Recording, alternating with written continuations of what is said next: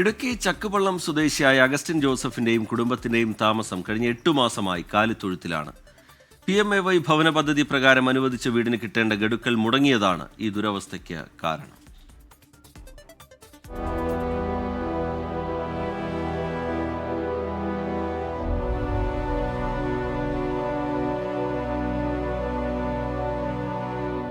ഈ കാണുന്നത് ഒരു കാലിത്തൊഴുത്താണ്.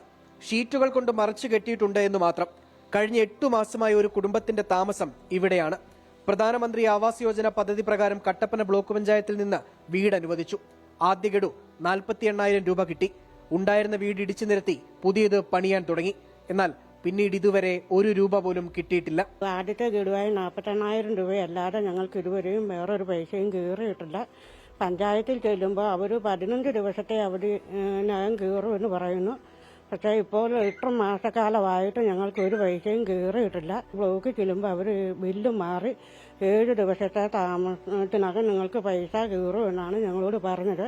പക്ഷേ ബ്ലോക്കിൽ നിന്ന് 7 ദിവസത്തെ താമസം പറഞ്ഞിട്ട് ഇപ്പോൾ 1 മാസം തികഞ്ഞിരിക്കുവാണ്.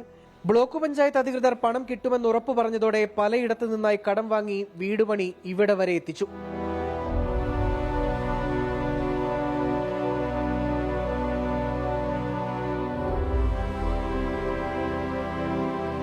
ഉടനെ പൈസ കയറും, നിങ്ങൾ പണി തുടങ്ങിക്കോളാൻ പറഞ്ഞു. ഞങ്ങൾ 1 രൂപ എന്നാലും ഞങ്ങളുടെ കയ്യിലില്ല. ഞങ്ങൾ അവിടെ നിന്ന് ഇവിടുന്ന് എല്ലാം കടം മേടിച്ച് പണി തുടങ്ങുന്നത്. ഇത് പെരവണിയാൻ പോയി, അതുകൊണ്ടിപ്പം തിരിച്ചടയ്ക്കാൻ പോലും വല്ലാത്തൊരു സ്ഥിതിയായിപ്പോയി. ഒന്നുമല്ലാതെ കന്നാലി കൂട്ടി കിടക്കുകയാണ്. PMAY പദ്ധതിയിൽ വീട് ലഭിച്ച സംസ്ഥാനത്തെ ആയിരക്കണക്കിന് ആളുകൾ സമാന അവസ്ഥയിലൂടെയാണ് കടന്നുപോകുന്നത്. 4 ലക്ഷം രൂപയുടെ പദ്ധതിയിൽ ആദ്യ ഗഡുവായ 48,000 രൂപ മാത്രമാണ് പല ഗുണഭോക്താക്കൾക്കും ലഭിച്ചിട്ടുള്ളത്. കേന്ദ്ര സർക്കാരിന്റെയും ത്രിതല പഞ്ചായത്തുകളുടെയും വിഹിതങ്ങൾ കിട്ടാതെ മുടങ്ങിക്കിടക്കുകയാണ്.